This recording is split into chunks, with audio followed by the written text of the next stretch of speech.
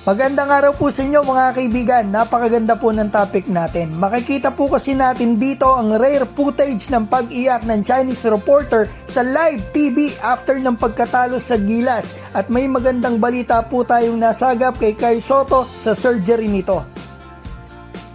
Simulan po natin dito. Tanda po ba ninyo nang tinalo ng Gilas Pilipinas ang China sa FIBA World Cup na dito ginanap sa atin? Pagkatapos pala po mismo ng laban sa courtside, may live interview ang China sa isang coaching staff nila.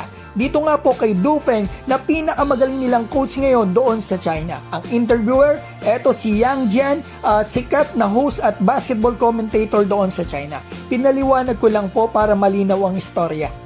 So eto na po yung video after mismo ng game. Nakikita pa natin sa background habang nagsasaya ang Gilas players at mga fans. Napaiyak naman sa live interview ang Chinese reporter. Kinomport pa siya dito ni Coach Du Feng at ang pag-iyak na ito po ng Chinese reporter ay nabalita talaga sa China.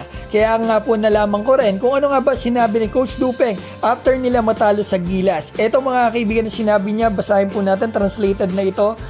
This is not the true level of the Chinese men's basketball team. Hindi daw po ito ang tunay na level ng Chinese basketball team. So ang tanong ko po, ano kaya ang tunay na level ng Chinese basketball? Kasi after 1 month lang ata, tinalo po ulit sila ng Gilas sa mismong bansa pa nila. Ang gamit pa natin, hindi yung main players natin, di ba? What more kung yung Gilas natin ngayon ang makakalaban nila, tapos healthy pa sila, di ba? Mas lalo silang iiyak. Take note mga kaibigan, posible po na makalaban din natin ang China sa FIBA Asia Cup ngayong taon sa Saudi Arabia. Sana nga. So ngayon, punta na po tayo kay Kai. Bigyan ko po kayo ng update sa kanya ayon po sa reliable source natin. Di ba yung tanong po ninyo sa akin, naoperahan na ba si Kai? Kumusta operasyon? Kaibigan, naoperahan na po si Kai Sotto at matagumpay po ang kanyang naging operasyon. Ayon po yan sa source natin. Ito po yung conversation namin para at least kita po ninyo. Itong sabi ko, kumusta aking kaibigan? Sana ay naging matagumpay ang operasyon ni Kai. Maiksi ang sagot niya pero malaking bagay po ito para malaman natin ang update sa ating kababayan. Ipag-pray po natin na maging mabilis ang kanyang recovery.